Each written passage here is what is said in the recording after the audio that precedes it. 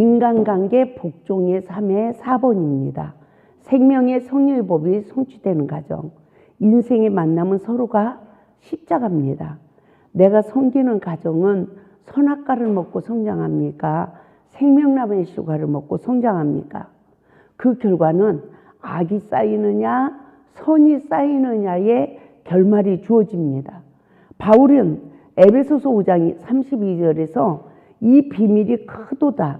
나는 그리스도와 교회에 대하여 말하노라 라고 말했어요. 이 비밀은 무엇일까요? 구속의 섭리의 비밀을 선포한 것입니다. 그래서 저는 내가 생명나무의 실과를 먹는지 선악을 알게 하는 나무의 실과를 먹는지 내 안에 악이 쌓이는지 선이 쌓이는지 아무것도 모르는 무지 상태로 금식하고 기도하고 그 많은 시간 목회를 했는데 결국은 나도 죽고 상대방도 죽더라는 거죠. 그 목회 11년 만에 그 결말이 주어진 영적 상황을 첫사랑의 회복이라는 주제로 성경을 성령의 법으로 풀어서 모든 죄가 말씀에 불순종한 게 죄예요. 그렇죠? 예, 말씀에 불순종한 죄가 나로 시작이 되었음을 알게 해주시는 거예요. 그래서 성령을 받고 거듭났음에도 불구하고 내가 다시 사단의 지배받아서 남의 허물을 보는 그 결과가 지식은 잘하지만 내 내면의 인격은 성장하지 못하고 비판하고 판단하는 영이 발달돼서 내가 사랑의 계명에 순종하지 못하니까 상처 주고 상처받는데 내가 준 것 모르고 받은 것만 아는 거죠. 그죠? 내가 받은 것만 알았는데 내가 악이 쌓인 사람은 상처를 받아서 악이 쌓인 사람은 악으로 이겨요. 그러기 때문에 내가 받은 만큼 상대방에게도 상처를 줘서 악을 심는다는 거죠. 그래서 하나님은 무엇을 심든지 그대로 거둔대잖아요. 내가 선을 심었으면 누가 저기라도 선이 나오는 거죠. 그러나 악을 심었으면 어떻게 될까요? 악이 나오는 거예요. 근데 제가 목회 11년 만에 내 안에 악이 쌓인 걸 보게 됐어요. 그 결과가 부부가 서로가 하나님 말씀에 순종하지 못하니까 그 다음 거는 뭐 원수막에 밥이더라고요. 예? 부부가 하나님 말씀에 순종해서 하나가 되면 모든 것을 지배하고 다스릴 수 있는 능력이 있는데 부부가 하나가 안 되고 사단에게 딱 잡히니까 모든 걸 수고를 해도 헛수고 사단의 결말이 주어지고 말더라는 거죠. 첫사랑의 회복에서 우리에게 그것을 일깨워주고 있어요. 그것을 깨닫고 나니까 세상에 내가 말씀에 순종한 게 하나도 없네.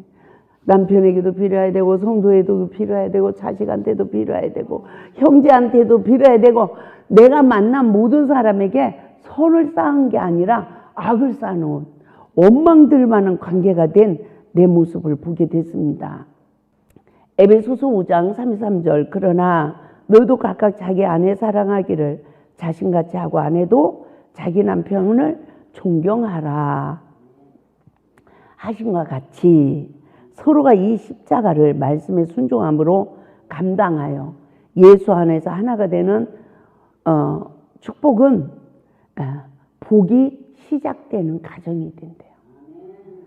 그런데 시험에 딱 와봐요. 그게 됩니까?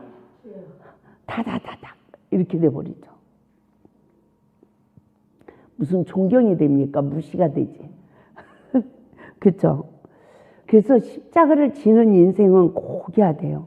십자가를 지지 못하는 인생은 참혹하다는 것을 깨달아야 됩니다. 때로는 남의 남편이 나아 보여도 내 남편이 최고래요. 나를 택하여 주신 남편에게 감사하고 늘 감사의 표현을 해야 한다라고 말씀하셨습니다. 그래야 하나님과의 첫사랑도 회복이 된다는 거예요. 그래서 말씀의 의자에 나를 처복종시키면 겸손한 자에게 주는 하나님의 은혜가 임하는데 사탄은 떠나고 성령이 임하는 거예요.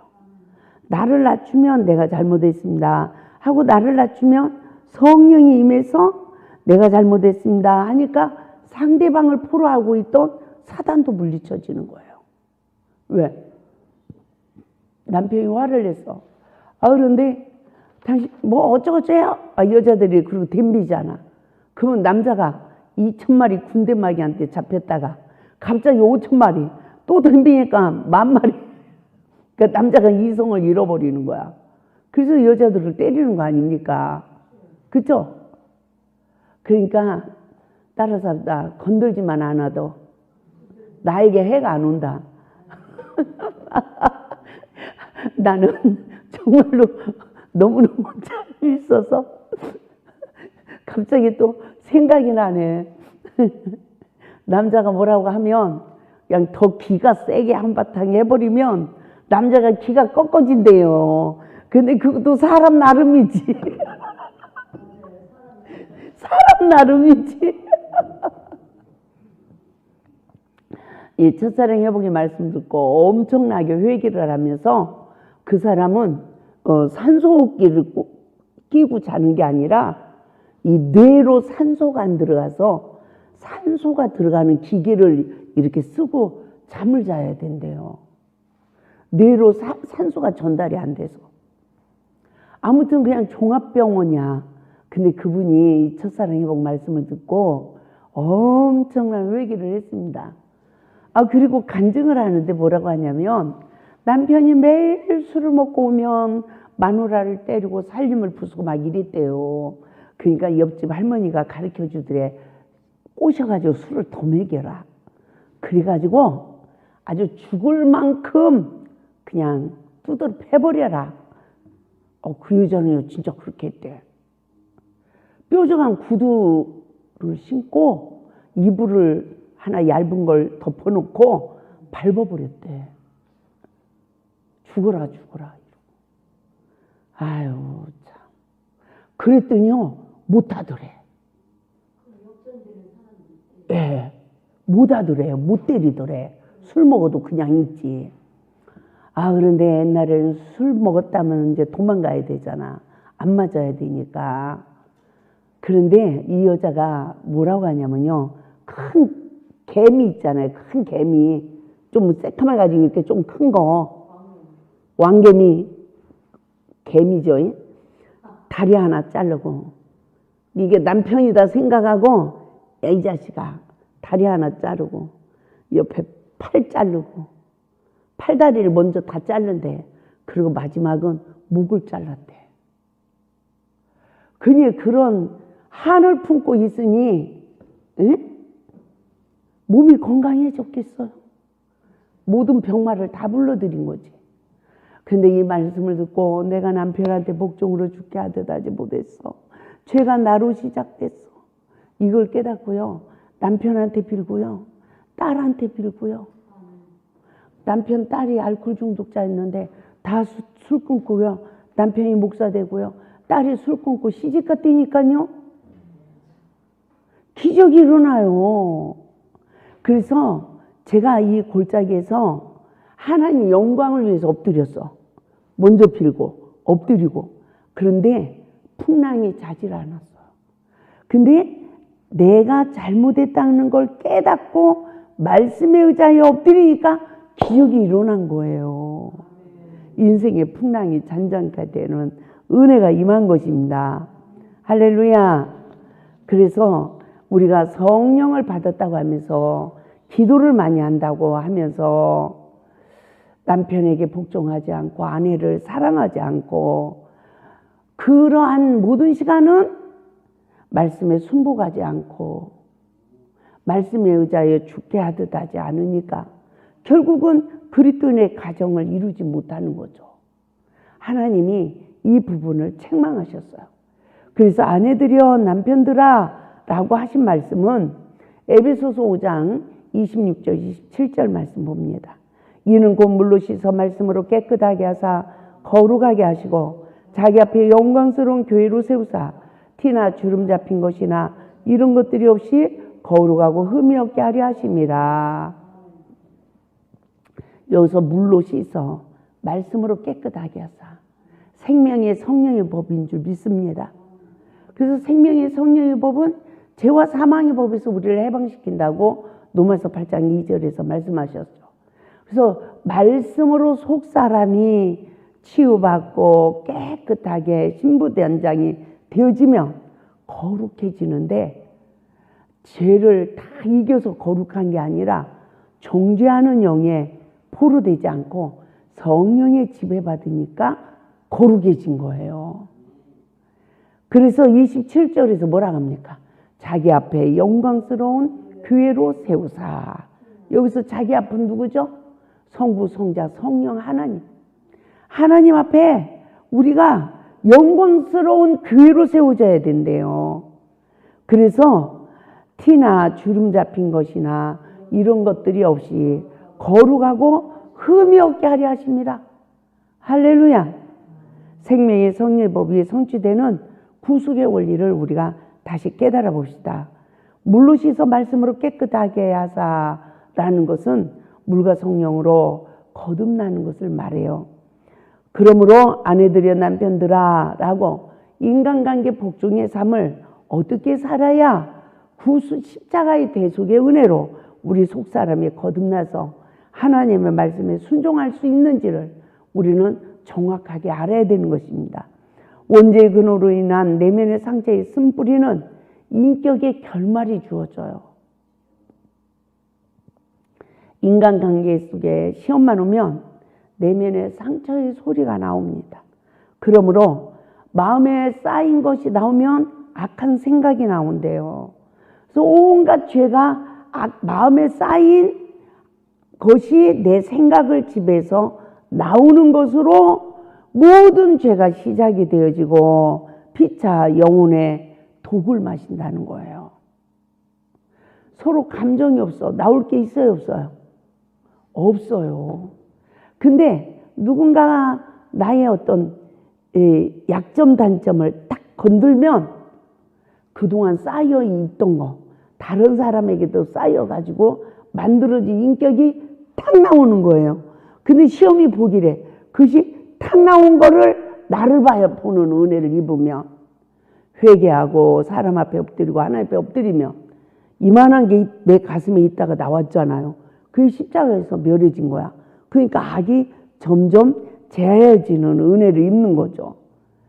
그러나 성령의 법으로 자신을 부인하는 자는 무슨 독을 마실지라도 해를 받지 않는다는 은혜를 우리에게 허락하시는 줄 믿습니다. 제가 어기가 찬 말을 누가 해. 근데 내가 안 한 말이야. 근데 성령님이 죄송합니다. 그리고 전화를 끊으래.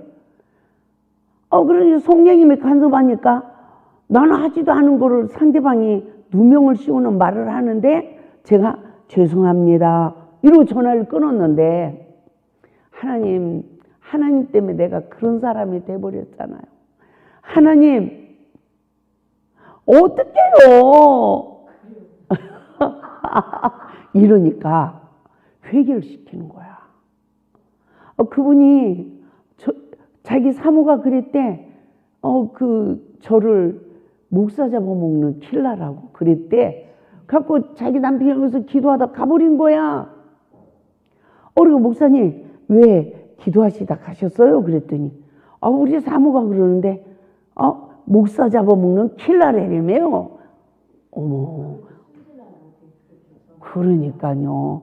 그런데 성령님이 죄송합니다. 그러고 끊으래잖아.